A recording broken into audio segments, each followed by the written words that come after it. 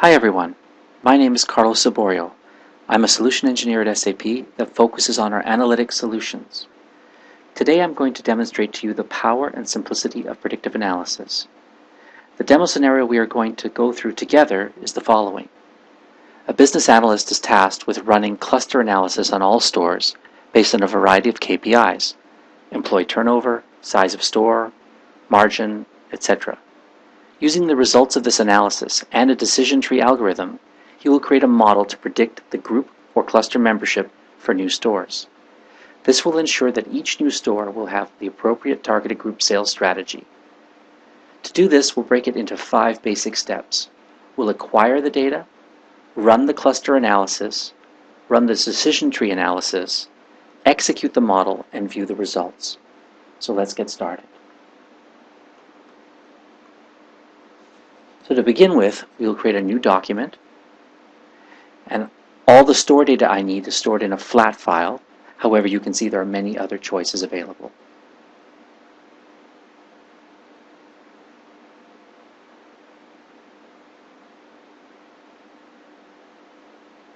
Now that I've acquired the data, let's apply our clustering algorithm, and for this we're going to use the RK-means clustering.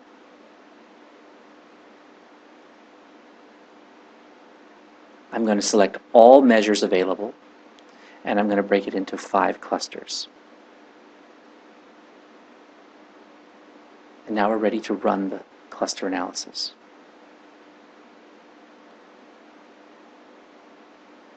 Let's view the results. As you can see, it's added an additional column called cluster number. Now let's look at some pre-built charts. The first chart, the bar chart, shows us the number of stores that belong to each of the clusters. So we have 37 stores that belong to cluster number 1, and 12 stores that belong to cluster number 2, 50 stores that belong to cluster number 4, etc. And over here we have the cluster density and distance chart, and this is showing us a number of values. 1, the size of the circle shows how many stores in each cluster. The lines between them show the distance between the centers of those clusters. And then the darkness, or the color, the shading, determines how dense they are. So I'm most interested in clusters 1, 2, and 3 because they're close together and they're densely packed. So let's go back to the design mode. So how do I add a filter? I click on my data preparation and double click on filter. Now this also has properties that I can define. So I'm going to set a range of 1 to 3 for the cluster number. And there's my filter. Now let's add the decision tree algorithm. And for that I'm going to use the RCNR decision tree. And let's edit its properties. So once again, I want to base all the measures into my algorithm. I want to choose cluster number rather than store. I'm going to save this model because I'll need to use it later. So let's give this a name.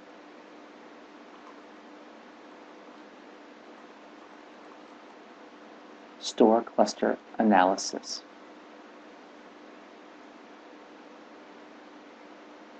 So now we're ready to run this.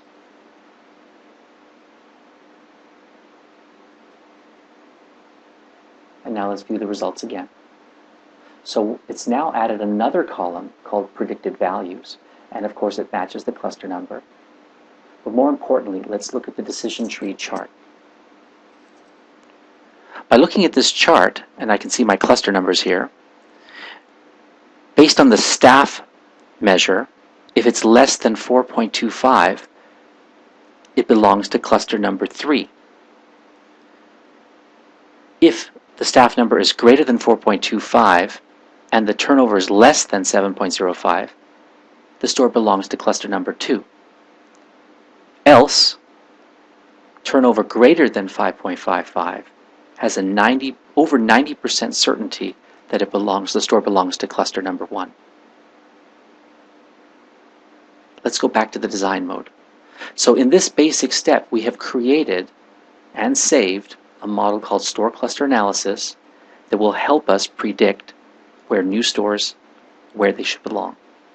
So let's now acquire the new store data. And for that, we need to go back to Prepare. And I'm going to click Add. And I have another flat file containing the new store data. Let's acquire that. Now that's acquired, let's add our model. And now we're ready to run. I'll choose all of the measures. And we can run this.